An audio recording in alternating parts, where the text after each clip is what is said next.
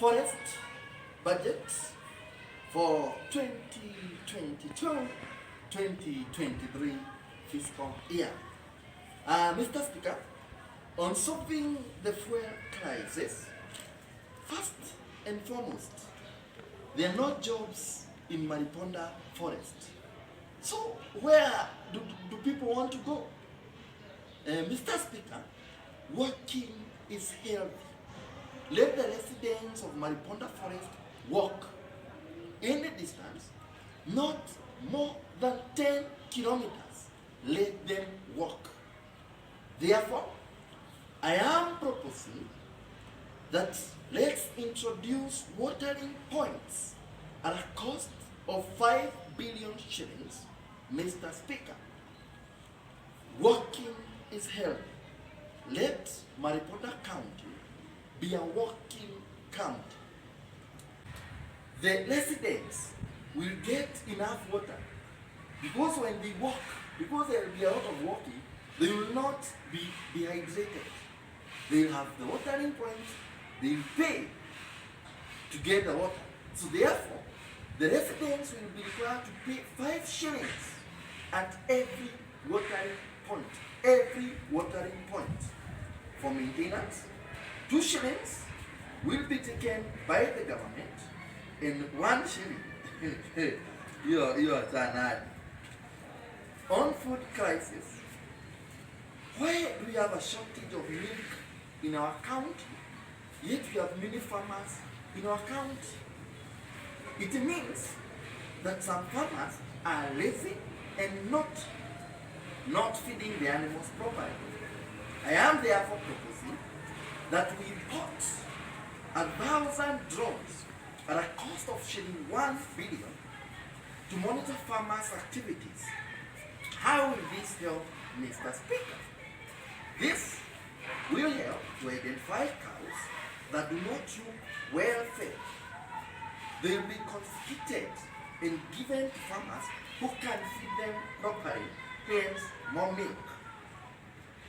Any farmer with funny-looking crops should not own land in the first place.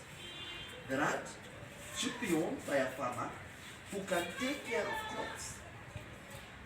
When we do this, the issue of food prices will be resolved. Mr. Speaker, sir, I still want to urge this House that every pastor should have the responsibility of forcing his or her believers to fast for at least 3 days in a week. MaliPonda County is not an eating county. Why should we eat? And if we do, it should be 1 meal a day. That should not be a 3-course meal. You choose what to eat. It's your life. This will help us not to waste food, Mr. Speaker. So on the same note, Mr. Speaker, I am proposing that we sponsor 2 honorable members for benchmarking on how to keep animals like cows, chicken, etc. I am allocating 100 million shillings for that trip. On collection of revenue, Mr. Speaker, I am proposing that we introduce taxes on the following. Anyone owning a permanent house will be required to pay 1,000 shillings per month.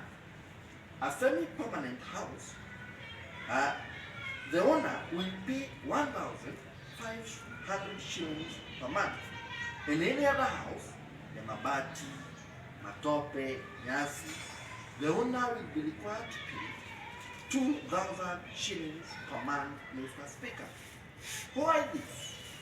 This will encourage them to work harder and build better houses. Honestly speaking, Mr. Speaker, some houses are an embarrassment to the tourists who frequently visit this county of ours, Mr. Speaker. Mr. Speaker, we need more votes. We need to get back to these seats, to these offices we are in during the next elections. So, where will these votes come from? In some regions, Mr. Speaker, people are not getting more than 2 children. Who will vote for the future leaders? Who will vote for us, Mr. Speaker? I'm proposing that any family with 2 or less than 2 children will be paying a fine of 1,000 shillings per month.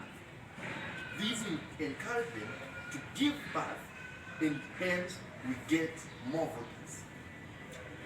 On solving the border menace, Madam Speaker, Mr. Speaker, I am proposing that we spend 200 million shillings to buy transparent helmets. This will help in curbing the crime. But, Mr. Speaker, here lies the elephant in the room. The county government of the MaliPonda Forest does not have these resources. It doesn't have the funds to fund our budget. Where will the money come from? These are questions, honorable members, that we should ask ourselves. Thank you.